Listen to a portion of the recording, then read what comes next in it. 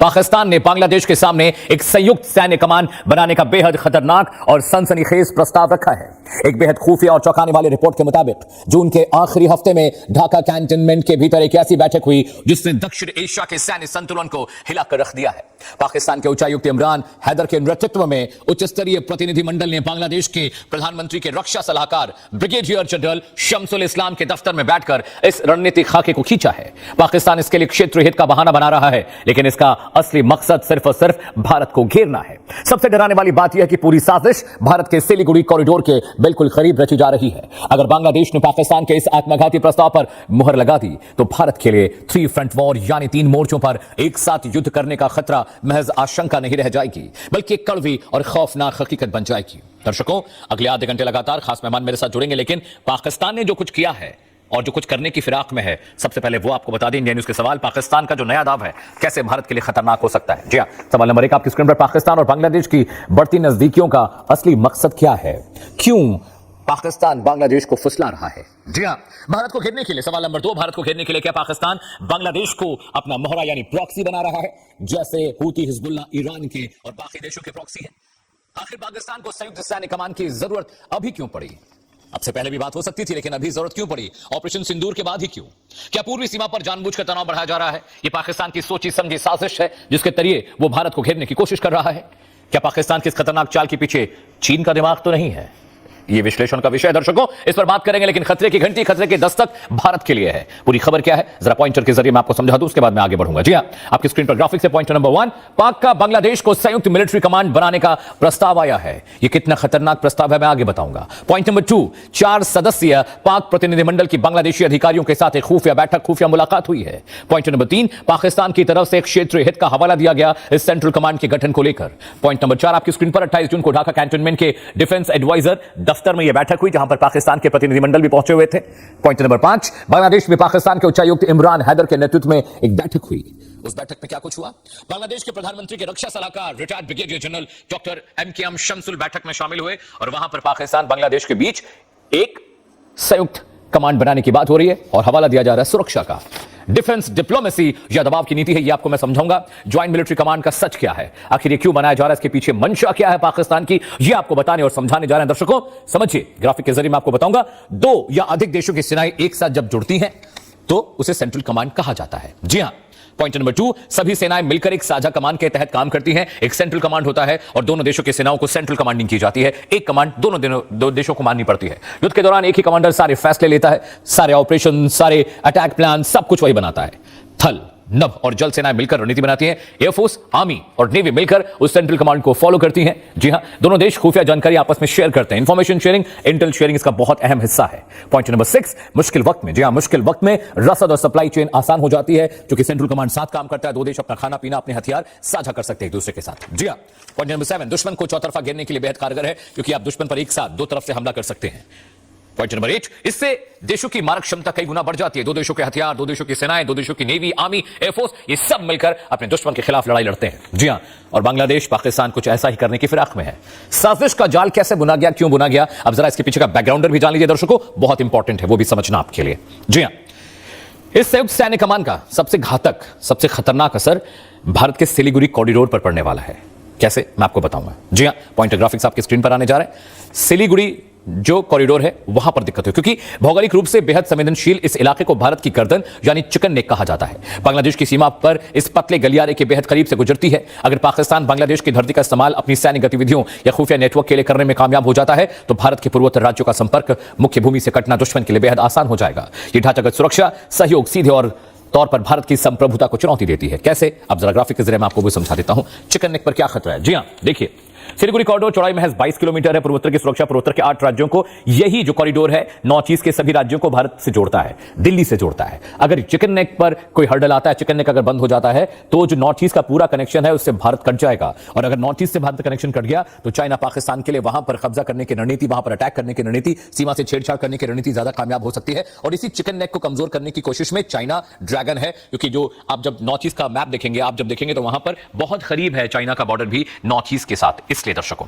जी हां, पाकिस्तान और चीन की जो चालबाजी है, ये पूरा खेल क्या है, क्या प्लान बना रहा है पाकिस्तान भारत के खिलाफ बांग्लादेश के साथ मिलकर, दर्शकों वो भी आपके लिए जानना बेहद जरूरी है। प्लान नंबर 1, भारत के प्रभाव को बांग्लादेश में कम करना चाहता है पाकिस्तान। ये बहुत क्रूशियल इंफॉर्मेशन है दर्शकों, ध्यान से सुनिएगा। प्लान नंबर 2, भारत के खिलाफ पश्चिम के साथ साथ पूर्वी मोर्चों पर भी पैर जमाना चाहता है पाकिस्तान, क्योंकि पश्चिम में पाकिस्तान है, पूर्व में बांग्लादेश है, तो दोनों तरफ से भारत को घेरने की कोशिश हो रही है। प्लान नंबर 3, बांग्लादेश को कर्ज के जाल में फंसाकर भारत की घेरेबंदी करने में जुटा हुआ है चीन। जैसे उसने पाकिस्तान को अपना मोहरा बनाया, अब वो चाइना अब बांग्लादेश को भी अपनी कठपुतली बनाना चाहता है। जी हां, पाक के साथ बांग्लादेश की तिकड़ी जो हुई है, ये तिकड़ी कितनी खतरनाक है, एक मैप के जरिए मैं आपको बताऊंगा। दर्शकों देखिए, बांग्लादेश के साथ सेंट्रल कमांड बनाने की बात पाकिस्तान करता है। ईस्टर्न पार्ट ऑफ इंडिया है ये बांग्लादेश का बॉर्डर। पश्चिम में पाकिस्तान हमारे साथ ऑलरेडी टसल में दिक्कत में है, ये दूसरा वाला हिस्सा है जो पश्चिमी पाकिस्तान का है। इधर आइए, ये है अक्साई चीन का इलाका, ये चाइना का इलाका है। चिकन नेक यहां पर है, ये जो पूरा इलाका है ये नॉर्थ ईस्ट, इधर पूरा नॉर्थ ईस्ट ऊपर है, नॉर्थ ईस्ट को यहां चिकन नेक है वो जोड़ता है, ये चिकन नेक यहां पर है जो पूरे नॉर्थ ईस्ट को जोड़ता है। तो बांग्लादेश यहां डिस्टर्ब करेगा, चाइना यहां से डिस्टर्ब करेगा और पाकिस्तान यहां से डिस्टर्ब करेगा। यही एक मुश्किल वक्त है और भारतीय सेना पर सुरक्षा का दबाव बढ़ेगा, क्योंकि उसको अपने वेस्टर्न कमांड को भी सिक्योर करना है, ईस्टर्न फ्रंट को भी सिक्योर करना है और चाइना के साथ लेह लद्दाख वाला जो इलाका है, सियाचिन वाला जो इलाका है, वहां पर भी सुरक्षा करनी है। तो पश्चिमी सीमा पाकिस्तान के साथ करीब 3200 किलोमीटर की एलओसी लाइन ऑफ कंट्रोल जिसको हम कहते हैं दर्शकों, वो भी एक बहुत बड़ा चैलेंज है भारत के लिए, उसको भी डिफेंड करने के लिए। दूसरा मोर्चा उत्तरी सीमा पर चीन के साथ करीब 3488 किलोमीटर की लाइन ऑफ एक्चुअल कंट्रोल है जो यहां पर है दर्शकों, ये लाइन ऑफ एक्चुअल कंट्रोल यहां पर है, ये एलओसी है, यहां पर ये एलओसी है, ये लाइन ऑफ एक्चुअल कंट्रोल है। जी हां, और पूरी सीमा पर बांग्लादेश के साथ करीब 4000 किलोमीटर की लंबी बॉर्डर, ये जो बॉर्डर इलाका है करीब 4000 किलोमीटर का है जो हम बांग्लादेश के साथ शेयर करते हैं। तो हमारे लिए 3 फ्रंट वॉर की सिचुएशन यहां पर बन रही है। दो खास मेहमान मेरे साथ जुड़ रहे हैं, major general Sudhakar defence expert हैं, बहुत बहुत स्वागत है सर आपका।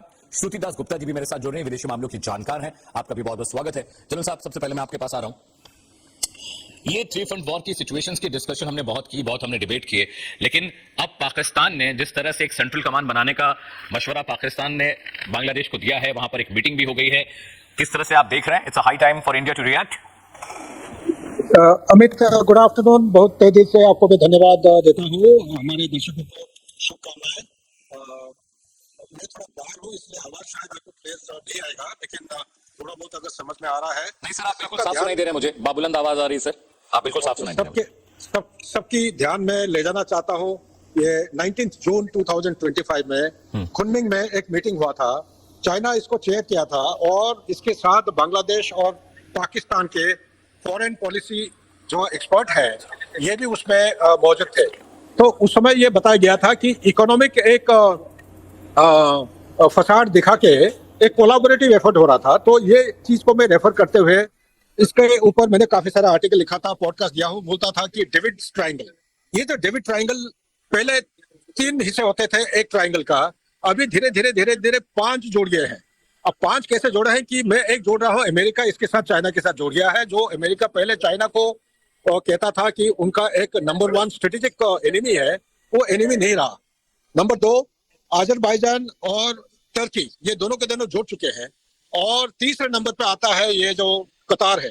तो ये बड़ा जबरदस्त एक ट्रायंगल की जगह ये हेक्सागन जैसे बनते जा रहा है और इसमें एक दूसरे को काटने के नहीं बल्कि जोड़ने की कोशिश कर रहे हैं। जहां तक आपकी सवाल है, पाकिस्तान का जो कमांड है, कंबाइंड कमांड, ये बिल्कुल ये बहुत ही खतरनाक एक संस्था अभी क्रिएट किया जा रहा है। हिंदुस्तान इसके ऊपर नजरअंदाज नहीं कर रही है। जो कदम उठाना चाहिए, मुझे पूरा विश्वास है ओपन सोर्स से मैं जो डॉट्स को ज्वाइन कर रहा हूँ, मेरे विचार के मुताबिक हिंदुस्तान बिल्कुल गुस्तम गुस्ता पूरा इसके लिए तैयार है और नए नए स्ट्रक्चर्स अभी क्रिएट करती जा रही है।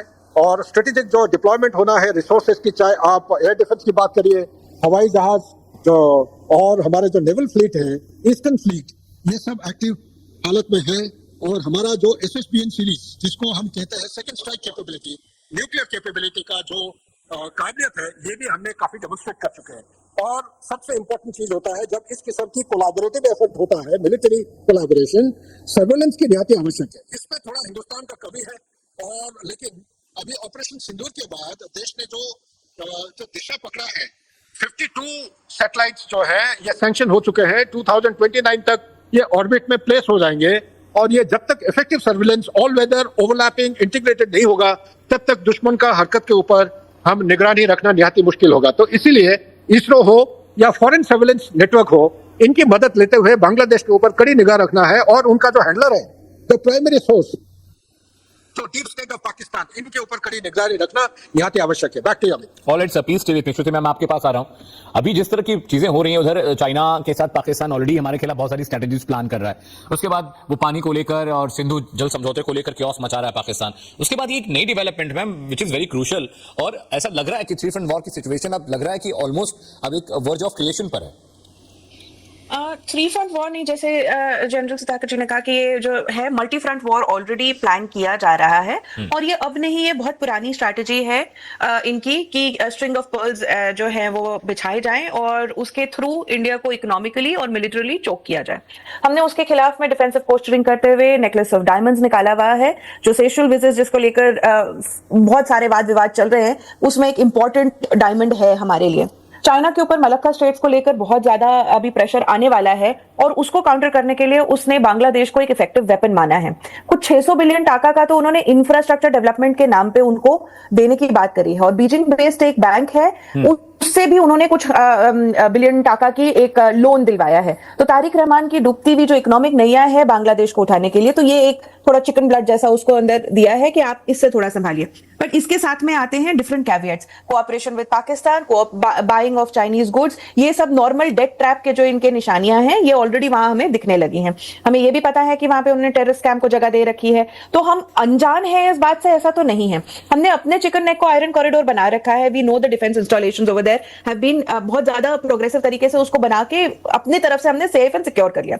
जो बॉर्डर फेंसिंग हो रही है जिसको लेकर इतना ज्यादा फेक न्यूज बांग्लादेशी मीडिया में फैलाई जाती है, उस चीज को लेकर भी हम बहुत ऑन पॉइंट है, हम उसको एम्प्लॉय कर रहे हैं, जिससे हम मॉनिटरिंग और काउंटरिंग ऑफ इन्फ्लक्स, जो इनका जो इमिग्रेंट्स के थ्रू, जो ये अपने टनल्स के थ्रू हमारे यहाँ जो टेररिस्ट भेजते हैं या जो इलीगल्स भेजते हैं, उसका भी थोड़ा एक कंट्रोल एक आ सके हाथ में। तो हम अपने आप को तैयार कर रहे हैं। ये पाकिस्तान के लिए अगर ये बात एक जॉइंट कमांड अगर बन जाती है तो पाकिस्तान के लिए बहुत बड़ी बात होगी, क्योंकि 53 इयर्स के बाद यूनिस ने आने के बाद उनको एंट्री दी पाकिस्तान आर्मी को बांग्लादेश के अंदर, और अब वो जॉइंट कमांड हो जाएगी। Obviously being a junior nation, Bangladesh जो है फिर से ईस्ट पाकिस्तान की तरह पाकिस्तान के वेस्ट पाकिस्तान के इशारों पे नाचने वाला एक छोटा सा प्यादा रह जाएगा। बट तारिक रहमान की बांग्लादेश की अफिनिटी जो है वो हम सबको पता है, पहले से ही थी। जब उन्होंने जमाते इस्लामी के साथ कोलिशन में गवर्नमेंट करी थी तो भी बहुत प्रो पाकिस्तान उनका वो था। इस बार उम्मीद थी कि बिना जमाते इस्लामी के हो सकता है हम थोड़ा एक बैलेंस्ड अप्रोच ले, लेकिन उन्होंने बहुत ही कॉम्बैटिव पोस्चरिंग ली है। जो जनरल सुधाकर जी ने बात करी कि आपका जो है अमेरिका भी जो है वो काउंटर स्टेप्स ले रहा है, I think America as a deterrent नहीं काम कर रहा है। अब तक उनको चाइना को काउंटर करने के लिए अमेरिका काफी फ्रंट फुट खेल रहा था with India, cooperating with India, but I think America जो है उसने अपने पैर पीछे डाले हैं। ये जितने भी G2 के नाम पे डिस्कशंस होते हैं डोनाल्ड ट्रंप के साथ, एज अ बिजनेसमैन वो अपने इंटरेस्ट को पहले आगे रखते हैं, बाद में उनके नेशंस के इंटरेस्ट को आगे रखते हैं। तो इसके अंदर उन्होंने कुछ तो एक अग्रीमेंट कर रखा है, जैसे मुझे लगता है उन्होंने रशिया के साथ भी कर रखा है कि किसी तरह से वो अपनी फैमिली और अपने कबाल और अपने सपोर्टर्स सपोर्टिंग लॉबीज का इंटरेस्ट आगे रखें, उसके बाद वो यूएस इंटरेस्ट को किसी तरह से उसमें पिन करें। बाकी उनके पार्टनर नेशंस चाहे जैसे भी सफर करते हो वो करते रहें। तो चाहे यूरोप हो, चाहे इंडिया हो, चाहे ऑस्ट्रेलिया हो, चाहे जापान हो, चाहे साउथ कोरिया हो, इन सबको यूएस की नासमझी का एक प्राइस पे करना पड़ रहा है, और इंडिया भी शायद करेगा। बट अनफॉर्चुनेटली फॉर अस हम ऑलरेडी प्रिपेयर्ड थे। हमें बहुत दिनों से आसिम मुनीर जी वहां से माइक पे बाण लगा के बोल रहे हैं कि जो आपका अगला वॉर जो है वो ईस्ट की तरफ से शुरू होगा, तो हम ऑलरेडी हमें पता था कि उनके इंटेंशन जो है वो कभी प्योर तो है नहीं। चाहे वो IWT की कॉन्फ्रेंस कर रहे हो, चाहे वो उसके बाद कुछ और बात कर रहे हो, उनका अल्टीमेट निशाना यही है कि किसी तरह से इंडिया से उसका लैंड, उसके रिसोर्सेज ले लिए जाए। अगर आज के दिन में इंडिया जो है अपनी नेशनलिस्टिक आइडेंटिटी छोड़ के कम्युनिस्ट आइडेंटिटी को अडॉप्ट कर लेता है, ये दोनों नेशंस जो है और इनके नेपाल का तो फिर नामो निशान मिट जाएगा, बिकॉज अगर इंडिया कम्युनिस्ट, चाइना कम्युनिस्ट, वो एक जैसे हो जाएंगे, नेपाल खत्म, भूटान खत्म। और ये जो दो इस्लामिक नेशंस जो अपने आप को बहुत आगे समझते हैं, ये भी काफी मुश्किल में पड़ जाएंगे। इंडिया है तो इन लोगों का वजूद है, ये आज भी अपने हिसाब से काम कर सकते हैं। इंडिया अपनी जगह पे खड़ा है, डटा है, अपनी सिविलाइजेशनल कंटिन्यूटी रख रहा है, और ये इन लोगों को थोड़ा खलता है। जिस बांग्लादेश को इतनी बुरी तरह से पाकिस्तान आर्मी ने बेइज्जत किया था, उनको उनकी औरतों की आबरू लूटी थी, उस आर्मी को अगर आप ज्वाइंट कमांड 53 इयर्स में आके भूल जाते हैं, तो ये बात बहुत सटीक है कि अगर आपने इतिहास के पन्ने ढंग से नहीं पढ़े और उनके अंदर रचा हुआ लेसन नहीं सीखा, तो आपके साथ वो इतिहास दोबारा रचा जाएगा। अनफॉर्चुनेटली बांग्लादेश उसी रास्ते पे चल पड़ा है। ठीक है जनरल साहब, मैं आपके पास आ रहा हूं। क्या बांग्लादेश इस स्थिति में है कि भारत पे उसकी डिपेंडेंसी बहुत ज्यादा है, इकोनॉमिक पर्सपेक्टिव से भी और भी बहुत सारी चीजों से। क्या ये आपको पॉसिबल लग रहा है कि बांग्लादेश इस तरह की गलती करेगा कि ज्वाइंट कमांड के लिए वो हामी भर सकता है? सर, हमें ये समझना पड़ेगा अमित कि ये बांग्लादेश सिर्फ बांग्लादेश नहीं है। बांग्लादेश के साथ जो जो स्ट्रेटेजिक राइवलरी की इंटरसेक्शन हो रहा था, ये सारे इंटरसेक्शन की जगह ये अभी कोलैबोरेट या एक दूसरे के साथ मर्ज होने लगे हैं। पहले यूएस और चाइना के विपक्ष में श्रुति माधव जो अभी कह रहे थे बिल्कुल सही कह रहे हैं। 14-15 मई को जो मीटिंग हुआ है उसमें जी ने साफ साफ बता दिया है कि constructive strategic stability based on cooperation, इसके आधार पर दोनों पावर्स को, ग्लोबल पावर्स को आगे बढ़ना है। और उन्होंने और सिंप्लीफाई करके बताया था कि avoid adversarial relationship and manage differences. तो इतना क्लैरिटी के साथ जी को कभी मैंने सुनते, मैं चाइना एक्सपर्ट हूँ, चाइनीज में जानता हूँ, अभी तक मैंने कभी सुना नहीं है। और इसके बाद उनका जो ज्वाइंट स्टेटमेंट निकला है उसमें डोनाल्ड ट्रंप और जी का ये एक संकेत जाता है कि आने वाले समय में जहां जहां पे यूएसए चाइना को टक्कर देता था, वो टक्कर देके ये कोलैबोरेशन नहीं तो कोऑपरेशन की लेवल पे सारे काम करने की ये प्रयास करेंगे। इस हद तक मैं मानता हूं जो श्रुति माधव ने बताया है। मैं तो ये और एक पॉइंट को जोड़ूंगा, मैं साउथ कोरिया, जापान, ताइवान, ये सारे जो देश है ये इन्होंने छोड़ दिया है। तो अभी we have to fend for ourselves. लेकिन आपका जो centrality of your question is, क्या बांग्लादेश का इकोनॉमी और मिलिट्री माइट परमिट करता है? परमिट करे या ना करे, ये बैटल ऑफ, ये जो 21st सेंचुरी में जो लड़ाई हो रही है, इसमें लड़ाई हो रही है, नॉन स्टेट एक्टर्स आगे बढ़ चढ़ के लड़ाई कर रहे हैं लड़ाई के लिए। कतार इज गिविंग द मनी, और यूएसए का जब पहले वो टक्कर देते थे चाइना को पुशबैक के लिए, मेरा अंदाज ये है आने वाले समय में डोनाल्ड ट्रंप के टेन्योर के दौरान अमेरिका ये और चाइना और अमेरिका ये हिंदुस्तान को डिस्टेबलाइज करने की कोशिश करेंगे। करे या ना करे, एक सैनिक होने के नाते देश को पूरा सारे जितने चुनाव के लिए प्रस्तुत रहना, इनकी ये चुप यहाँ पे पूरा प्रस्तुत रहना आवश्यक है। ऑलराइट सर, श्रुति मैम आपके पास आ रहा हूँ। जैसा आपने एक हिस्ट्री का जिक्र किया मैम कि अब हिस्ट्री नहीं भूलनी चाहिए बांग्लादेश को अपनी, किस तरह से भारत ने संघर्ष कर उसे एक अलग राष्ट्र बनाया। वहां पर इकोनॉमिक क्राइसिस में भारत साथ खड़ा रहा, पेट्रोकेमिकल क्राइसिस में भारत साथ खड़ा रहा, पावर क्राइसिस में भारत साथ खड़ा रहा। बहुत सारी ह्यूमैनिटेरियन जो मदद है बांग्लादेश को वक्त वक्त पर भारत ने की है। लेकिन क्या तारिक रहमान सिर्फ पैसों के लिए, देश के डेवलपमेंट के लिए एक बार फिर से उस कटघरे में जाने को तैयार है, उस केज में जाने को तैयार है जहां से वो निकल कर आए थे? और क्या आपको लगता है कि बिल्कुल इन लोगों ने अपनी जो आंखों की शर्म होती है वो बेच खाई है क्या इन लोगों ने? देखिए, इसके लिए फिर आपको तारिक रहमान की हिस्ट्री के अंदर जाना पड़ेगा, उनके परिवार की हिस्ट्री के अंदर जाना पड़ेगा कि उनके फादर किस तरह से पाकिस्तान आर्मी के ही एक जनरल थे जिन्होंने बाद में विद्रोह किया था। उनकी वाइफ को, उनको दोनों को रख लिया गया था बंदी बना के, बाद में वो आके किस तरह से संघर्ष किए।